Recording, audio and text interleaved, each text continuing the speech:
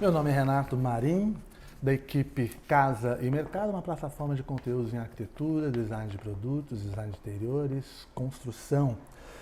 Estamos aqui mais uma vez na Fischer Design House com o nosso projeto Quinta Gastronômica Casa e Mercado, que na verdade são encontros onde faz com que a arquitetura converse com aquilo que a arquitetura pode vir a conversar. E claro, com a companhia sempre presente da nossa queridíssima Ana Chapelle, que é, além de coordenadora da Fischer Design House, também a nossa chefe de cozinha. Ana, como vai você? Tudo bom? Tudo bem, sejam bem-vindas, seja bem-vindo. Muito obrigado pela sua recepção novamente, Ana. Espero que vocês gostem. E já você vai contar pra gente o que é que você está preparando para essa noite. Com certeza. Tema de hoje, arquitetura e o amor.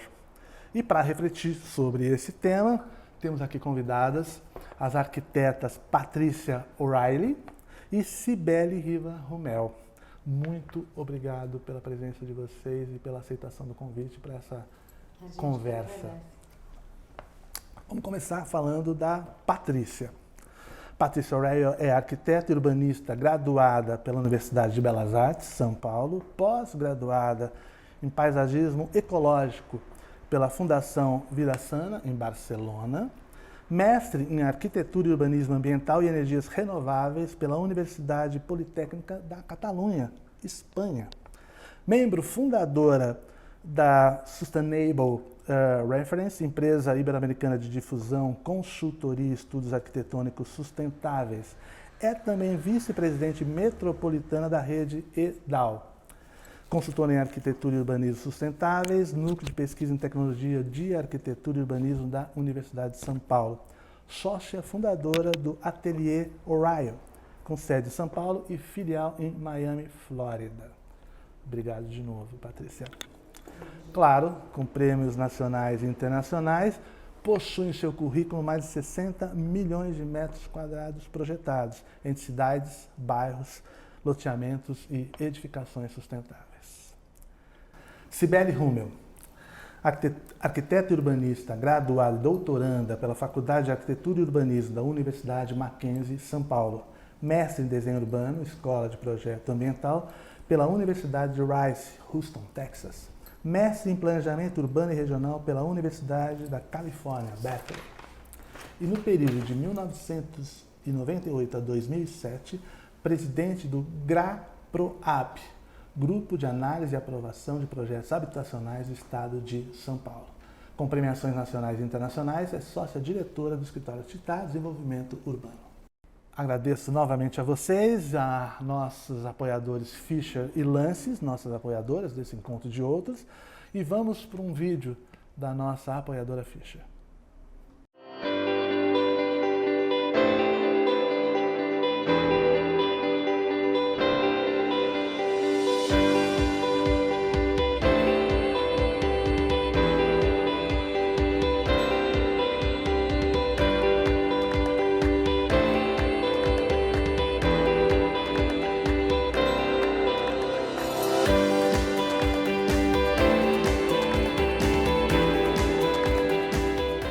Voltamos. A arquitetura qualifica o espaço. Ele influi nas relações sociais e humanas. Ele estabelece convivências. Porém, a convivência é produzida por conflitos, fricções, atritos entre as diferenças. Fernando Pessoa, aspas. Na realidade social, só há dois entes reais. O indivíduo, porque é deveras vivo, e a nação, porque é a única maneira como esses entes vivos, chamados indivíduos, se podem agrupar socialmente de um modo estável e fecundo. A base mental do indivíduo, por isso mesmo que é indivíduo, é o egoísmo. E os indivíduos podem agrupar-se só em virtude de um egoísmo superior, ao mesmo tempo próprio e social. Cibele, é possível viver junto e em paz? Estou encantada com a menção ao Fernando Pessoa, lembrando que ele era 3 em 1. Devemos lembrar que os heterônimos do Fernando Pessoa, que para cada um ele tinha uma mensagem, um foco específico, e era uma pessoa profundamente solitária. Uma das questões que aconteceram no planeta muito recentemente, que foi essa pandemia de 100 anos, né? Levou as pessoas a buscar os seus núcleos principais primitivos, a família, os amigos próximos, as pessoas confiáveis. E essa interação e essa interatividade demonstrou que cada pessoa tem a capacidade de dividir mais do que somar. Você pode manter a sua diversidade, suas diferenças, seus cultos, suas ideologias. Isso não significa que você não possa dividir aquilo que é fundamental e aquilo que é simbólico ou aquilo que é essencial. Então, a volta à casa, agora vamos falar na arquitetura, né? Influenciou inclusive a nossa profissão. Arquitetos, urbanistas, etc., tiveram que repensar essa relação do externo com o interno, transformando o interno com as qualidades do externo, o externo com as possibilidades dos indivíduos, pensar no individual, mas também no coletivo, porque um dia aquilo ia acabar. E nós criamos novos hábitos, novas formas de convivência. Então, o núcleo familiar tem uma coisa muito interessante, ele é diversificado. As pessoas não são idênticas. Elas não pensam da mesma forma. Não têm a mesma idade, muitas vezes, e muitas vezes você tem agregados.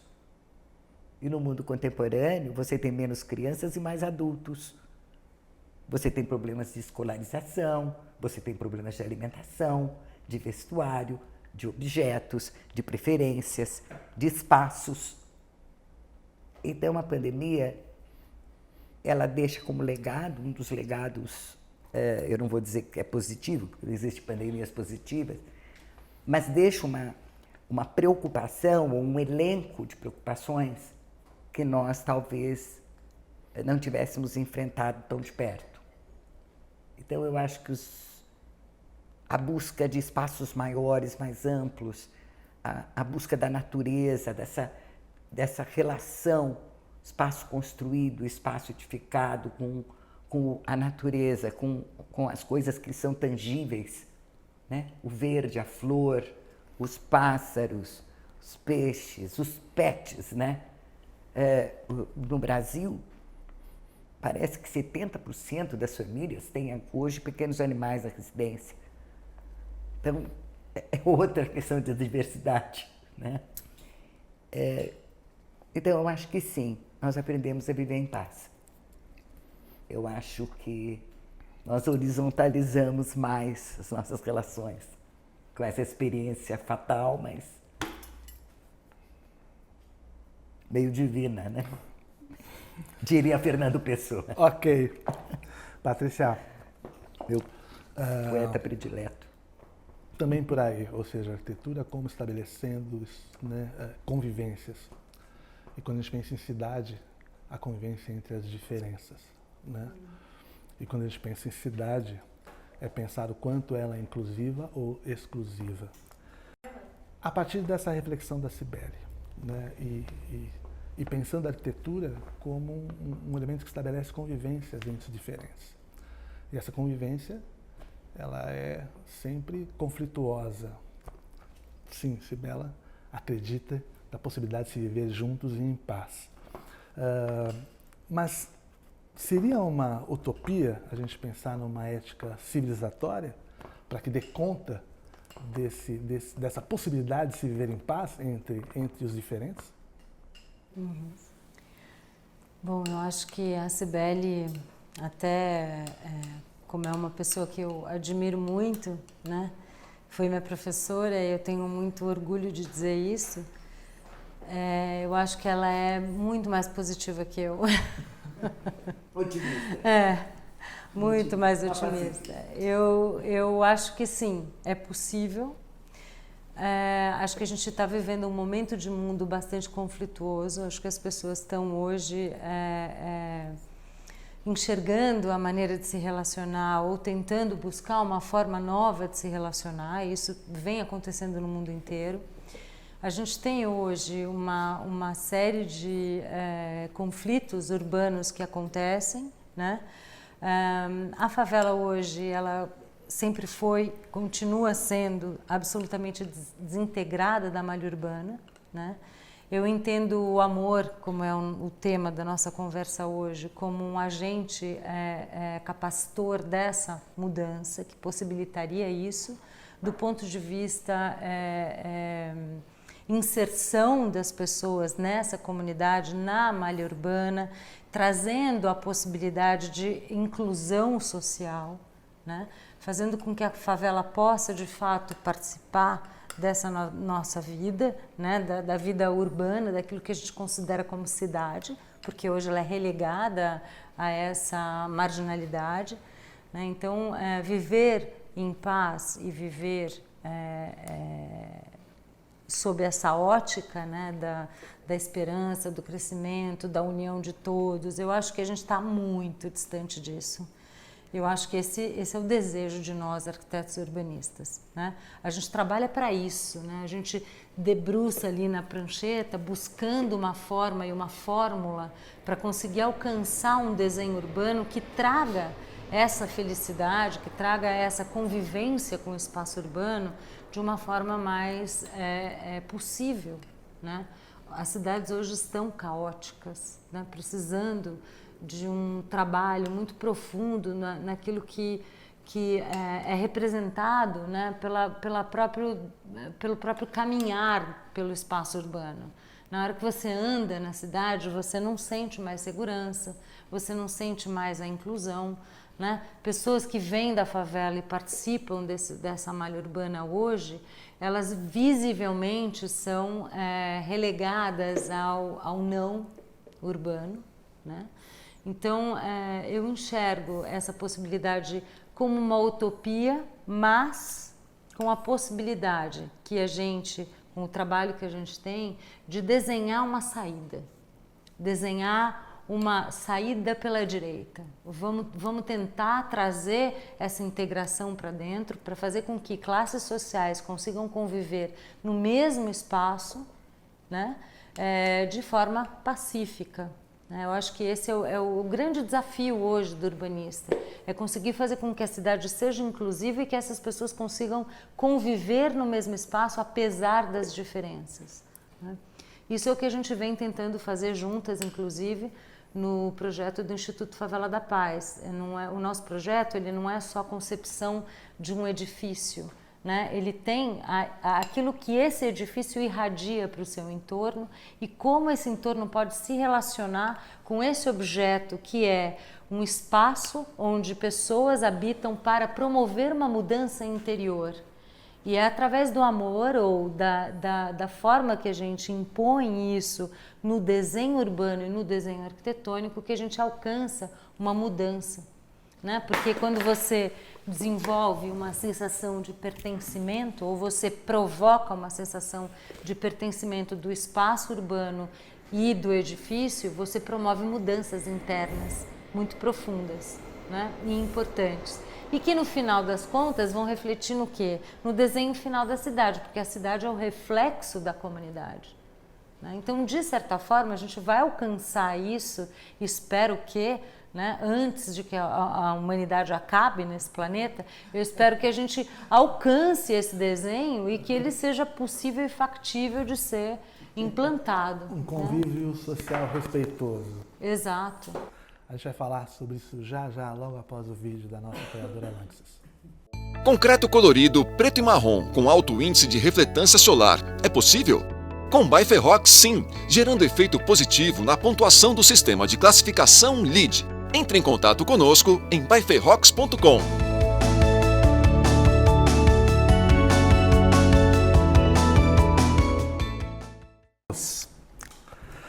O professor e ex-ministro da Educação, Renato Janine Ribeiro, em seu texto A Paixão Revolucionária e a Paixão Amorosa em Stendhal, destaca em seu livro Do Amor, que foi escrito por Stendhal em 1820, que ele pensou tipologias do amor, entre elas o amor-gosto. Aspas. O amor-gosto reinava em Paris por volta de 1760. É um quadro em que tudo, até as próprias sombras, deve ser cor-de-rosa, no qual nada deve entrar de desagradável, sob nenhum pretexto e sob risco de faltar com luxo, com um bom tom, com a delicadeza e etc. O homem bem-nascido conhece de antemão todos os procedimentos que deve ter e encontrar nas diversas fases desse amor. Claro que me vem à cabeça, Cibele, aqueles anúncios publicitários, né, Do Luiz XV e o Luiz de empreendimentos, né, de empreendimento no setor imobiliário, né, aqueles condomínios. Mas também me vem à cabeça, em contrapartida, temas como imobilidade urbana e exclusão social. Desigualdades espaciais, o não acolhimento às pessoas de baixa renda, alto índice de mortalidade infantil, moradias de baixíssima qualidade, inadequação de serviços essenciais, violência doméstica, enfim, nada cor-de-rosa. Falta de interesse do poder público, descontinuidades administrativas, enfim. Qual o papel do Estado e o que fazer? O desenho, eu vou conversar um pouquinho sobre políticas públicas, né? Ok. O desenho da política pública, normalmente, ele é resultado de um grupo, talvez, reduzido dos homens bem-nascidos, não é? Que chegaram ao poder, no caso do nosso Brasil, via voto, e constituem estruturas de comando social que nem sempre são do conhecimento estratégico ou têm o foco no problema. Ou não tem um rol de soluções para os diversos, pelo menos para os diversos problemas que ele pode vir a encontrar. Isso em qualquer política pública, de qualquer dimensão. Você está falando em exclusão, em habitação inadequada, nós estamos falando em centro e periferia, nós estamos falando em periferia e favela. Enquanto nós chamarmos as pessoas que moram distantes das áreas centrais, de periféricos ou favelados, bom, não há política pública que resolva uma questão de exclusão mental da sociedade em si, que já historicamente vem formando esses núcleos, não é? Para não serem vistos, para não serem observados, para não serem sentidos. Eu vou ser mais objetiva de dizer que hoje nós andamos nas áreas centrais das cidades brasileiras e as pessoas estão dormindo na rua, em barracas, sob cobertores, em cima de jornais e etc. E passamos reto. A gente atravessa a rua ou anda pela mesma calçada. Eu trabalhei muito tempo na área central de São Paulo. O problema das cracolândias, os problemas que são centrais, eles estão à vista de todos. Então, o comprometimento do agente público, ele dificilmente se dá de forma horizontal, ele é mais vertical realmente. Ele está sempre ligado ao recurso, ao objetivo do seu tempo de poder, como ele vai expor essa relação dele com seus constituintes. E o problema, propriamente dito, ele se perpetua de uma relação dessa natureza para outra, através de um processo eleitoral. Então, o que nós sofremos de descontinuidade administrativa, também sofremos de descontinuidade de políticas públicas. O ser humano, ele precisa de duas coisas, ele precisa do espaço construído e ele precisa do espaço público. Nós somos seres gregários, né? Nós precisamos de gente, né? Hoje mesmo me chegou um livro, que eu estou até muito curiosa, chamado Cidade Suave. E aqui tem 3 itens que me chamaram muita atenção. Densidade. Muitas pessoas juntas. As pessoas, quando elas estão andando, convivendo, comendo no mesmo boteco da esquina, etc., elas estão sendo vistas umas às outras e por todos. Portanto, é mais seguro do que atrás dos muros, atrás das grades, dentro das garagens, né? com carros blindados, etc. Uma coisa chama a outra, né? Quer dizer, há uma certa classe social que é ostensiva no seu processo de segurança, quanto que os demais, por não poderem prover as mesmas benesses ou as mesmas vantagens, se sente excluída e, ao mesmo tempo, cria uma sensação quase que de rancor, né? Que essas coisas não convivem muito bem, todas juntas. Essa questão de juntar as pessoas, enquanto nós não entendermos que as classes de renda são um problema de oportunidades, de consistência de mercados e outras naturezas, educação para todos, mais fluida e mais proveitosa, criando empregos e renda, nós vamos conviver com as diferenças de renda muito graves. Né? Espelhadas na cidade. Sem dúvida. E a cidade é o reflexo dessa comunidade que lá está. E a Patrícia colocou muito bem, nós temos assim uma escala que é a cidade, nós temos uma escala que é a comunidade, e o edifício está dentro dessa comunidade a serviço. A arquitetura está a serviço, né? Ela não é uma solução, ela é um meio.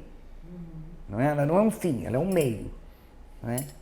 Pessoas como nós, que trabalhamos edifício e cidade, cidade e edifício, procuramos agregar as pessoas e dar uma dimensão da área construída para o espaço público, que é ali que a pessoa vai se sentir segura, e com os equipamentos sociais necessários.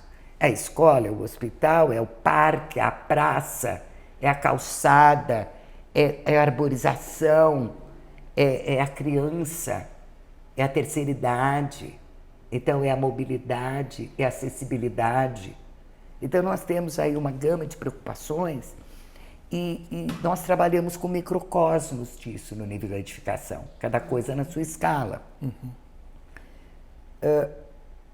Não é fácil, eu sou professor universitário há muitos anos, 16 anos, agora só em pós-graduação, não é fácil você criar essa mentalidade nos jovens, né? Porque é muito fácil pegar um tablet, ver um bonito Luiz XV, Versalhes, olha que beleza que é esse parque aqui, não tem nada a ver, quer dizer, as pessoas não querem enxergar, né?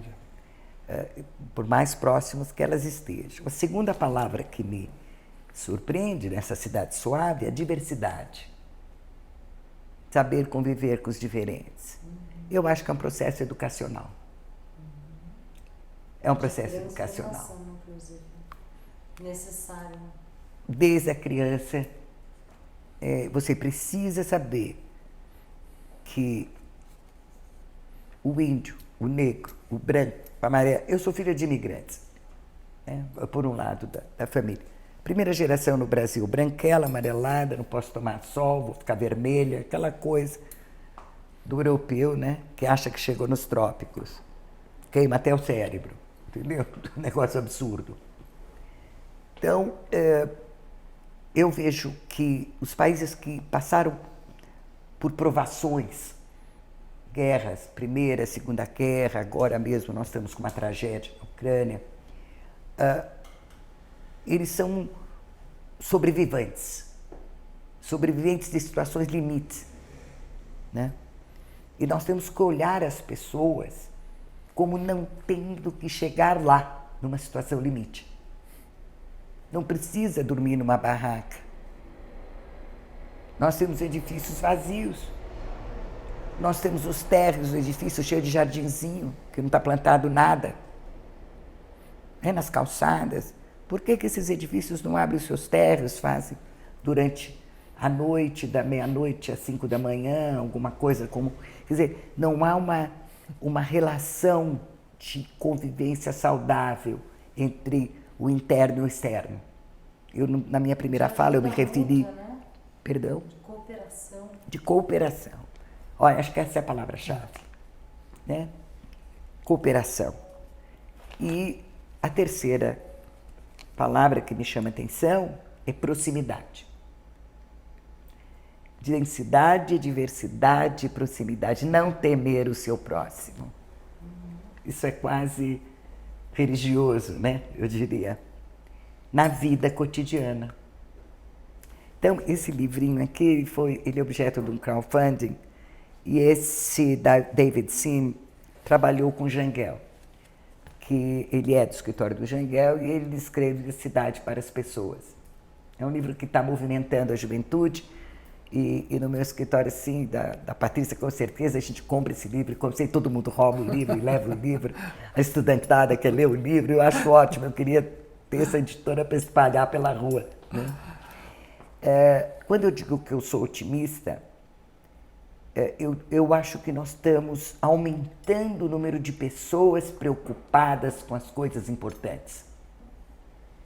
Tudo que chega no seu limite arruma uma solução. Quer dizer, o ser humano tem capacidade de criação, né? Eu conheço pessoas que vieram de guerras violentas, né? E percebo a capacidade que eles têm de reconstrução num país estrangeiro, sem falar o idioma, sem entender do dinheiro, não sabem onde comprar pão. É o limite. O que eu quero dizer com isso é que eu acho que eu sou mais velha que Patrícia, ela foi minha aluna de graduação brilhante, está aí brilhando. Eu comecei a desenvolver mais tolerância e mais crédito no ser humano. Eu acho que nós temos capacidade, e é isso que o Instituto Favela da Paz traz. Patrícia falou exatamente o que é a nossa pretensão pretensiosa.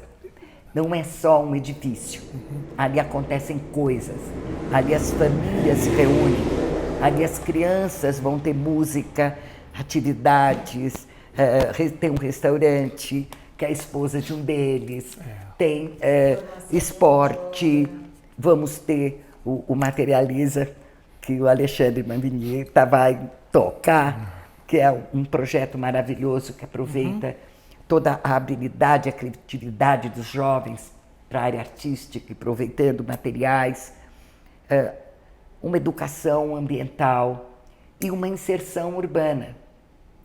A nossa preocupação é que vai ter uma estação de metrô ali. Nós queremos requalificar todo o caminho que vai levar essa juventude, que hoje está excluída dessa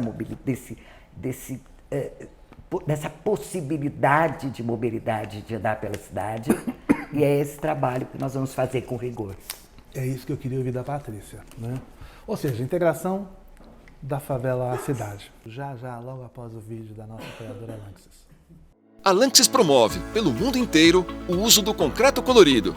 Conheça nossos estudos de caso e outras ações que compartilham soluções de grandes projetos em concreto colorido realizadas pelo mundo. Acesse byferrox.com.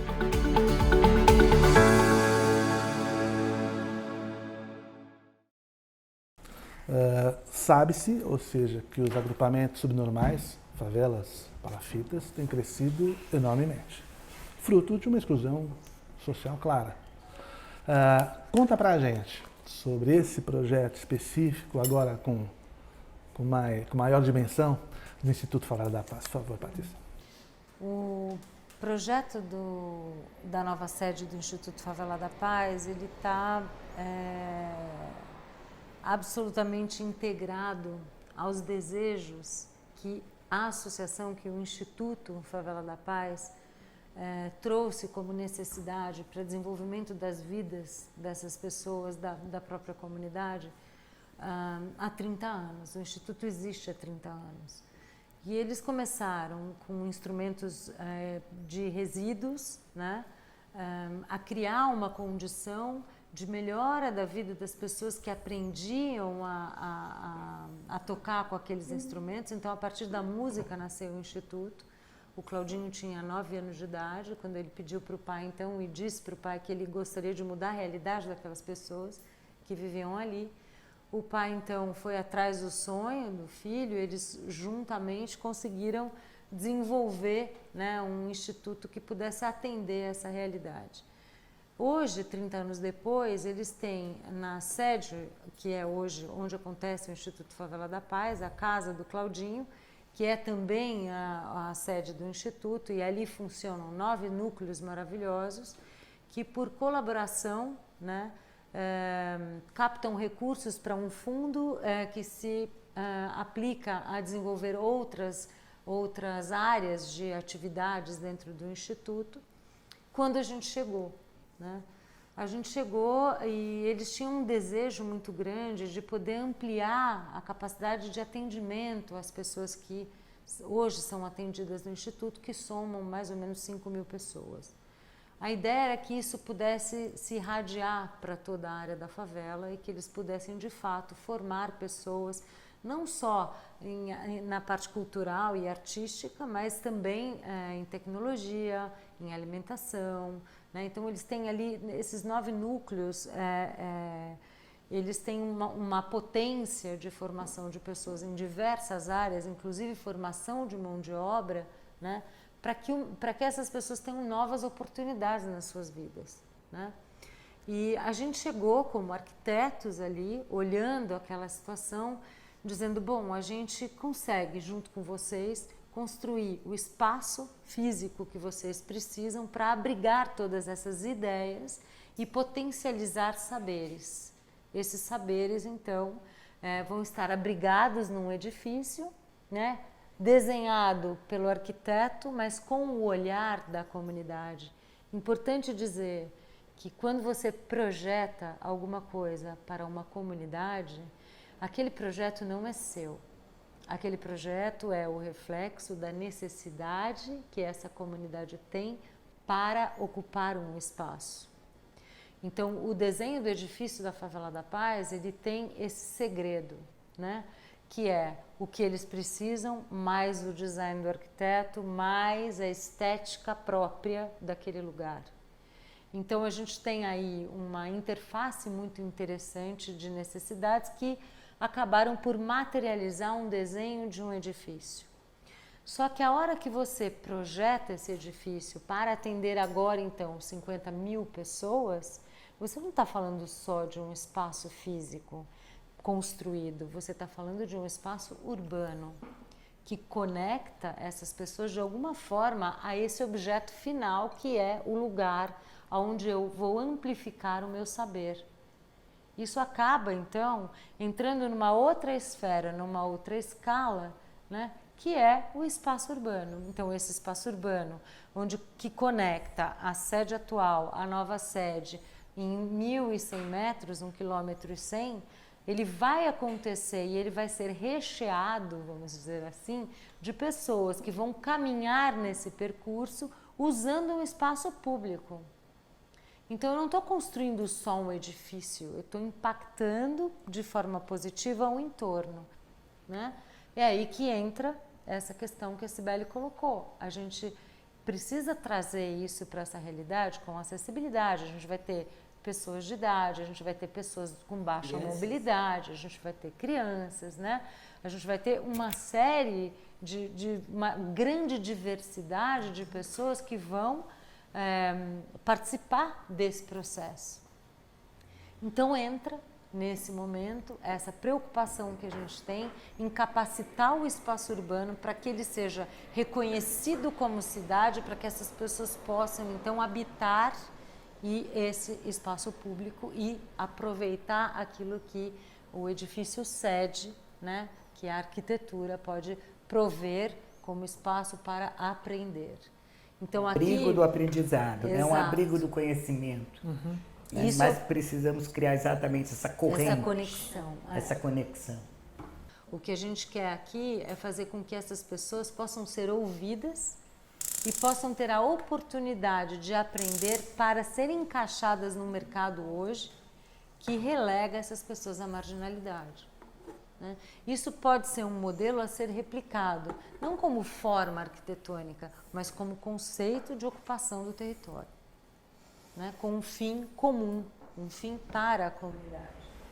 Tem uma observação, Patrícia, que a Patrícia sempre faz, muito interessante. Eu tive a oportunidade de conversar com alguns alunos e eu dei como exemplo o ateliê, eu fui mostrar o trabalho. E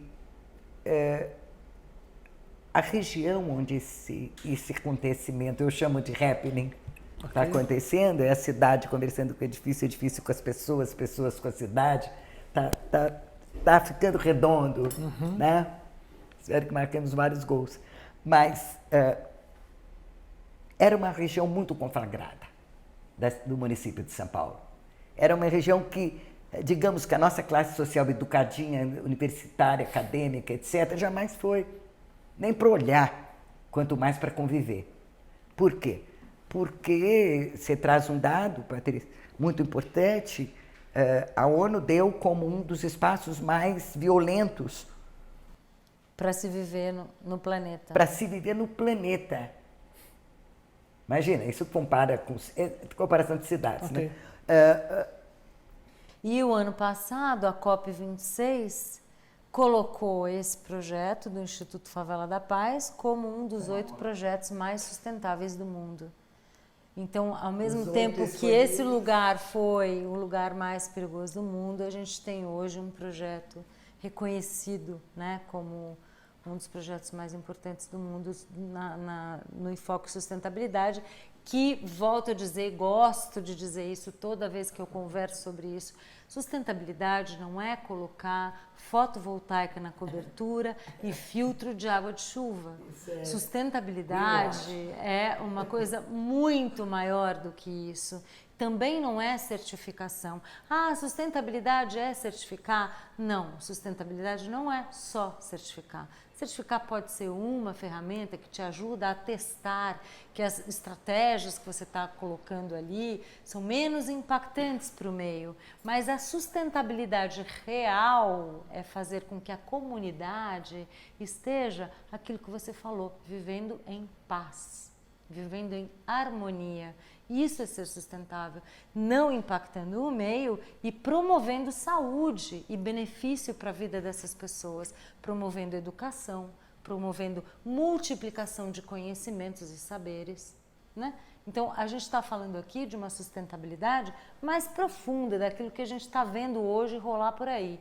A palavra ficou banalizada, né? O que me entristece muito, porque eu trabalho com sustentabilidade. Hoje, quando eu falo que eu faço sustentabilidade, para mim mesmo me soa uma coisa tão superficial que me dá até nervoso de pensar que, como é que as pessoas estão enxergando isso que eu estou falando, né? Então, eu gosto de dizer, sustentabilidade não é placa fotovoltaica com filtro de água da chuva, né? A gente tem que entender isso. E uma questão bastante importante, eu acho, que permeia um pouco o que você perguntou para a Cibele com relação à questão do espaço público, políticas públicas e tudo mais, é importante a gente deixar como mensagem, eu acho, que o urbanista, o arquiteto, ele tem uma vocação, né? E ele tem uma responsabilidade. Qual é a responsabilidade? Ele está desenhando cidade, ou seja, ele é o meio, ele é o intérprete da necessidade da comunidade para o espaço físico. Nós interpretamos essas necessidades e buscamos um desenho que materialize soluções urbanas para pessoas, porque somos pessoas, né? Então a gente precisa entender que a cidade precisa ser frequentada para que a gente possa então ter mais segurança. É a frequência que traz a segurança, né? Então, claro, gente na rua, gente andando. E quando você anda num lugar que está desenhado com qualidade urbana, você se sente mais seguro. Quando você se sente mais seguro, você sai de casa. E quando você sai de casa, você preenche a rua. Quando você preenche a rua, você tem mais segurança, né? Então, isso é o que a gente está como ideologia, né, do nosso escritório. A gente tem uma parceria com o escritório da Cibele, e é isso que a gente vem buscando fazer nos nossos desenhos, nos nossos trabalhos, trazer essa verdade para esse desenho, porque é só isso que pode mudar o mundo. Né? Vou fazer uma observação interessante. Tive a oportunidade recente de discutir uma sigla em alunos de pós, muita gente do mercado financeiro, misturado com arquitetos, etc., porque os alunos são de MBAs, então é bem diversificado. E a sigla ESG, né? Environmental Social Governance, que em português seria ambiental, social e de governança, e que chegou às empresas imobiliárias, inclusive empresas que pretendem ser contemporâneas, que pretendem ser mais participativas, porque o mercado, o próprio mercado, o consumidor está pedindo maior responsabilidade, ESG. Ok. E aí você tem duas vertentes, né? Uma que o mercado financeiro usa, que é o greenwashing, né? Ele faz isso para vender mais. E o outro que tem realmente uma responsabilidade social e ele planta e cria uma nova ideologia dentro do seu produto. Ele se diferencia do mercado, trazendo para uma realidade contemporânea, né, todas essas questões da cidade suave, que eu estou adorando o tema desse livro, a cidade suave, né, onde a gente tem um software, não só o hardware. Né? Não adianta a criança ficar histericamente buscando WhatsApps ou coisas, né, desse tipo o dia inteiro, por medo de pegar a bicicleta e dar uma volta no quarteirão. Né? Buscar uma criança para brincar de bola, como a gente podia, eu, pelo menos na minha infância, era possível. E eu nasci num bairro exclusivo, que podia andar na rua, né? E a maioria era. Cada um com o seu, tinha italianos, tinham alemães, tinham isso, imigrantes de vários lugares, mas todos ali brincando, as crianças, etc., escolas mais plurais, né? E hoje nós estamos num nível de sofisticação, de exclusão, que chega a ser quase uma barbárie, né? As pessoas, né? É o preto, é o branco, é o chinês, é o japonês, é o indiano, é o candomblé e o ecumênico, o outro não é ecumênico, então, e que coisa ruim, né? Então, tudo é excluído, tudo é criticado.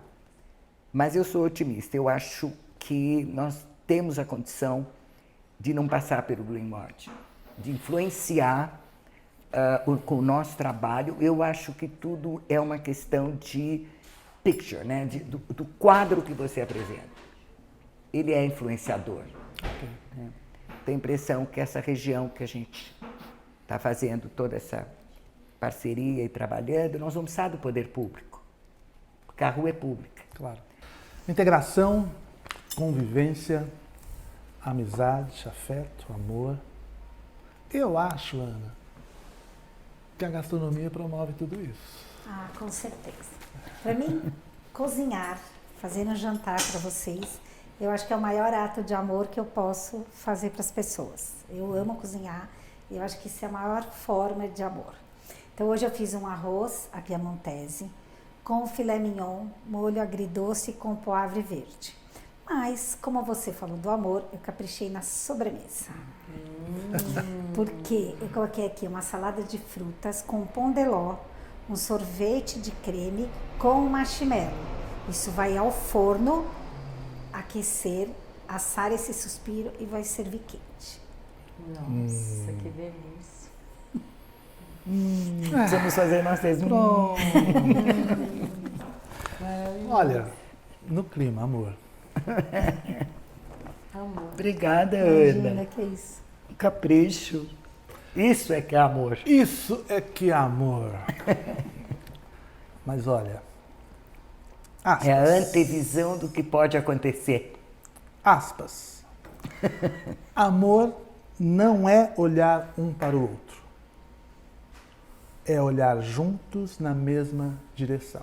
Quem escreveu isso foi o Saint-Exupéry,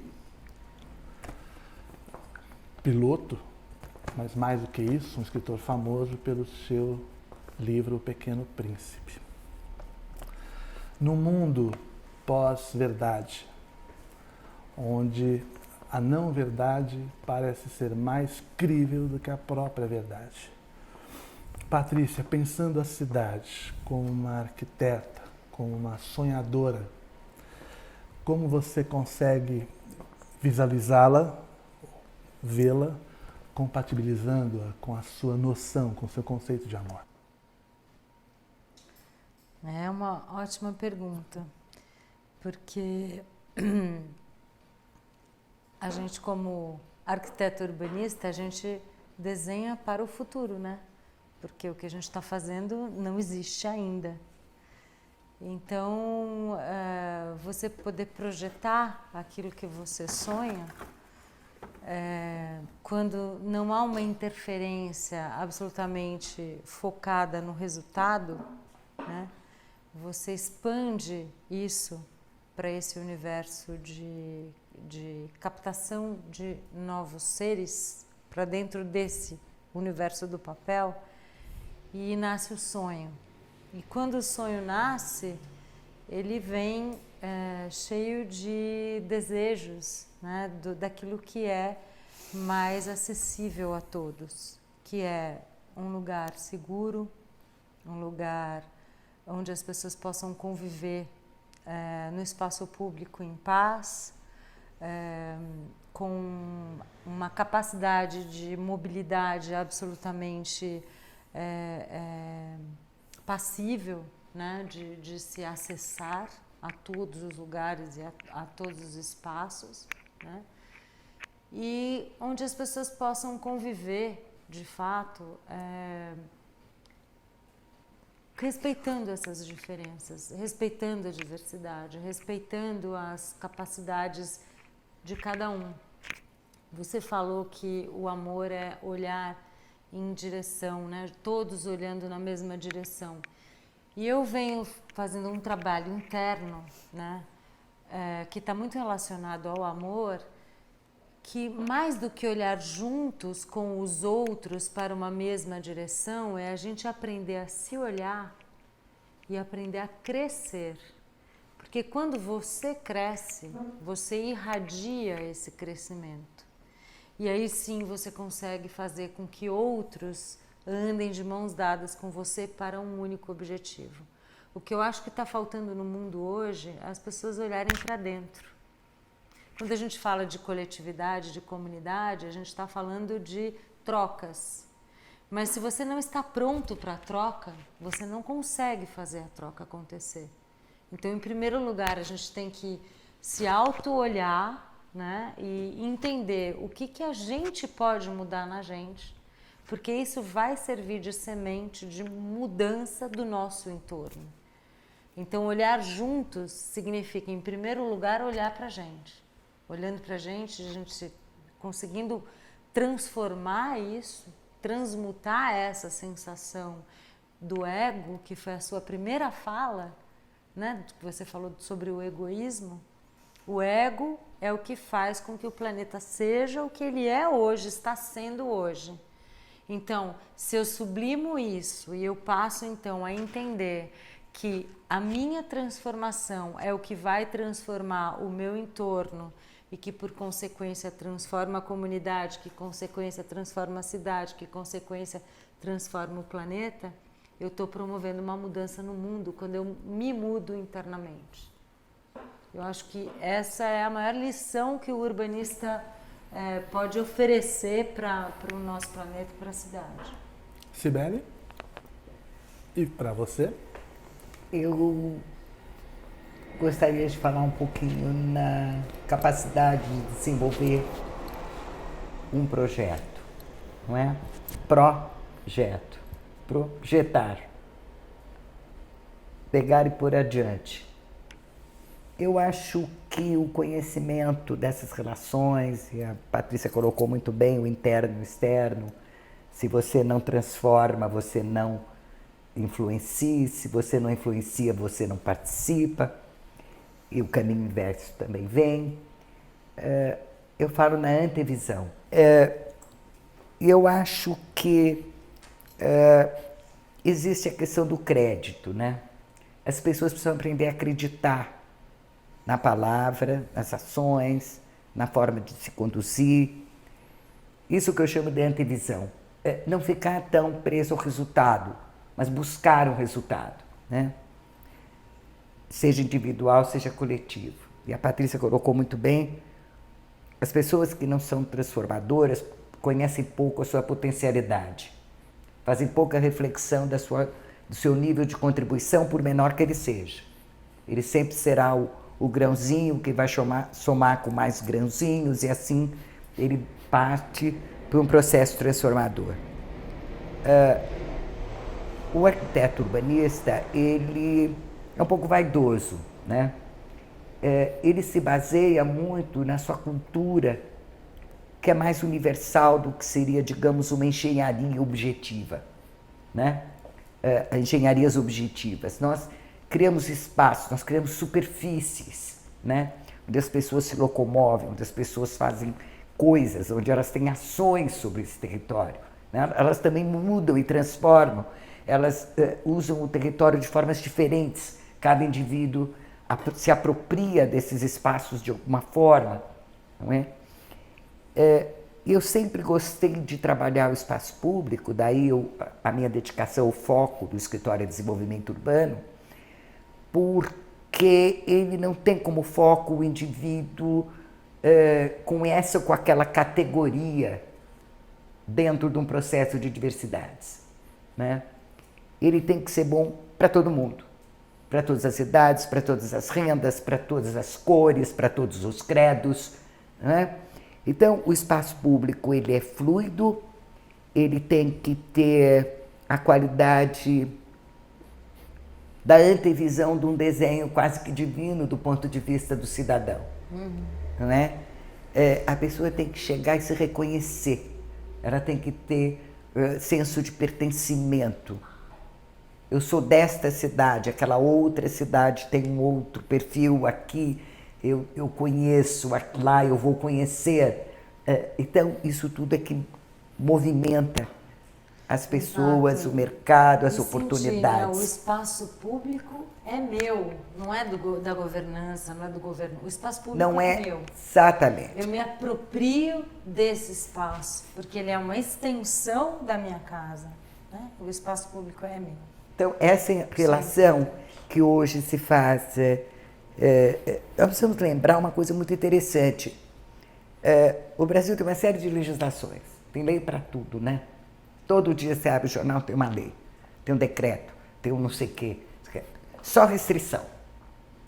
Nós temos muito pouca legislação de incentivo, de coisas modernas, coisas que chamam as pessoas e premiam as pessoas pelos bons hábitos, né? E pelos bons atos. No caso da arquitetura, no caso do espaço público, nós temos imensas restrições, né? Nós, lamentavelmente, copiamos um modelo inglês, depois americano, etc. E nossas cidades reproduzem alguns vícios para uma sociedade que não é a mesma desses países de origem dessa legislação. Então, a flexibilização e a capacidade de transformação, ela fica também um pouco limitada. E poucas pessoas sabem, ou não é publicizado, que tudo que é feito para o espaço público, ou no espaço público, é pago por todos nós. A calçada nos pertence, nós pagamos IPTU sobre a calçada, Imposto Predial Urbano. A calçada é do meu edifício, é do meu escritório, é do meu hospital, é do meu, e só o setor público que é isento, mas a população não é. O investimento em infraestrutura, hoje eu ouvi números absurdos, 30 milhões de brasileiros não têm água potável. sei quantos milhões não tem saneamento básico, esgotamento sanitário, isso é saúde pública. Não é? Tem criança que não come. O que eu quero dizer é o seguinte, nós temos também vários mundos, né? Vários países, várias condições climáticas, várias riquezas, várias possibilidades, e a gente precisa aprender que a antevisão é o caminho da visão. Se nós temos um sonho para chegar lá, e as pessoas têm força para continuar, a gente chega. Então, quando você fala em se esses conflitos podem, se é excesso de otimismo, achar que dá para ter, eu acho que são as ações uma a uma que vão somando e nós estamos indo para um caminho melhor do que o caminho que nós encontramos. Mas eu que posso fazer uma observação? Eu acho que assim, a gente fala muito em educar, né? Educar as pessoas que não tiveram acesso à educação. Só que a educação é preciso acontecer também em outras esferas. Nas esferas onde as pessoas acham que são educadas. Eu me acho educado, então eu estou educado, né? Eu tenho um mestrado, eu tenho um doutorado, eu tenho um PhD, então eu sou educado. Coloca numa posição Não é. Tem muito PhD que não está educado ainda. E a gente precisa educar, porque são essas pessoas que muitas vezes estão colocando projetos para andar, que estão fora da antevisão que a Cibele falou. Muito fora. E essa antevisão é uma Então, coisa de raiz. Essa educação tem que acontecer em outras esferas também. Está na raiz dos problemas e não na solução. Ok. Puxa, a gente falou sobre o amor, né? Mas não falamos sobre a paixão. E para encerrar... Isso é uma maravilha, dura 5 minutos. Exatamente. E para encerrar... E acaba logo também. E para encerrar a nossa conversa, sim, pensar a cidade, que já foi cantada diversas vezes, já a gente vai escolher algumas canções que refletem o amor à cidade. Mas sim, a cidade também como suporte da linguagem, da própria linguagem poética. Muros e paredes, né? Sendo então utilizadas para expressões de sentimentos e paixões, tanto de um Werther, de Goethe, como de um Otelo, de Shakespeare. E olhando e pesquisando sobre pichações, que a cidade é isso, suporte da expressão humana e da angústia humana, né? E do pesar humano, eu encontrei uma frase que foi pichada há muito tempo atrás na cidade de Curitiba. Era uma garota, acho que ela cresceu, mas ela escreveu o seguinte: vandalismo é não falar de amor. Então, para terminar essa nossa conversa, eu peço a vocês que cada um de nós escolhamos uma música que reflita uma paixão, um amor à cidade. Eu fiz uma minha já hoje, que eu acordei hoje a la Belchior, preferindo um tango argentino do que um blues. E escolhi Mi Buenos Aires Querido, de Carlos Gardel. Meu pai Ana Chapela falava assim, PhD, uma não, canção de PHH, amor à cidade. Eu acho que maravilha, do Jorge Benjor. Acho linda essa música. Acho que retrata o amor. Cibele, uma canção de amor à cidade. Sampa, do Caetano. Patrícia, uma canção de amor, de paixão à cidade. Esquina da Avenida São João. Gentileza, da Marisa Monte, que fala exatamente sobre essa questão do amor entre as pessoas e com o espaço urbano. Na música ela fala sobre terem escrito no muro, né, palavras gentis e que foram pintadas de cinza, com tinta fresca. Só isso que sobrou, né? Uma parede cinza numa cidade que não reconhece a gentileza. Vandalismo e não falar de amor. Obrigado, Patrícia. Obrigado, Cibele. Obrigado, Ana. Imagina. E mais uma vez, terminamos aqui um encontro Casa e Mercado. Hoje o tema Arquitetura e o Amor. E até a próxima. Pontes nos remetem à resistência. E esta propriedade poderá ser mantida para as coloridas fazendo uso do Biferrox, pois não interfere na resistência do concreto.